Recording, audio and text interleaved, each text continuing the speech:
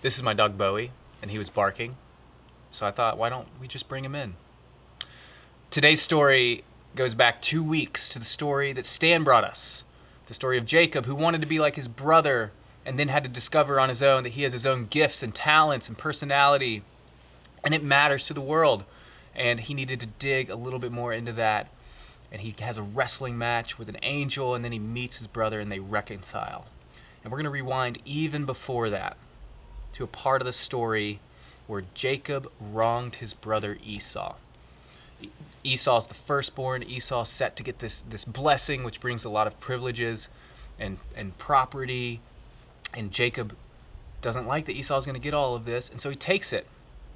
And similar to most siblings, when somebody does something bad to their brother or their sister, that makes them mad. I remember in my own life, if my sister did something that was even slightly annoying, I'd get even more mad than if it was a stranger, because there's this personal connection.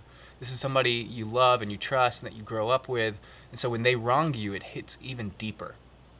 And so, likewise, Esau is really, really mad that Jacob did this. And the way he's working through his anger is he decides he's going to do something to Jacob.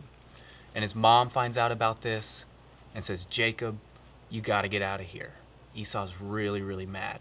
And so Jacob does. Jacob's leaving. He's going towards a place called Laban. And in between his leaving and his arriving, he has to take a rest. And so he arrives at this place that's basically nowhere. And he says, it's just a certain place. It's just a place for me to rest my head, like if you were to leave your home and head towards the beach and need to stay at an econo lodge along the way. It's not supposed to be a part of the trip. It's supposed to be pretty unremarkable, just necessary for rest. And he takes some rocks as his pillow, which sounds pretty uncomfortable, but that's what he does. And he lays his head down in this place called nowhere, and he has a dream. And in his dream, there's a ladder, and there's angels going up and down, and God speaks to him. And when he wakes up, I imagine, with a jolt. And he says, God was surely here, and I did not know this. God was surely in this place that was just to rest, and I did not know this.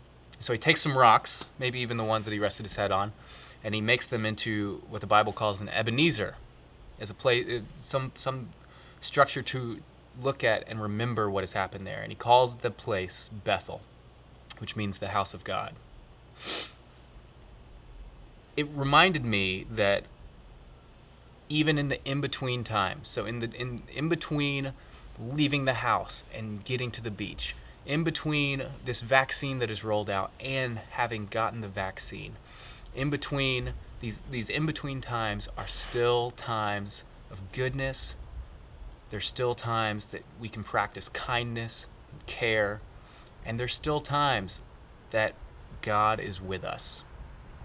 And so my prayer for myself and my prayer for you is that in any in-between time, or any time that's just unremarkable, that we take an extra second or two and we see God moving in the world, and that we go out and we practice that love and that kindness and that patience and that goodness, because God is surely here, whether we know it or not.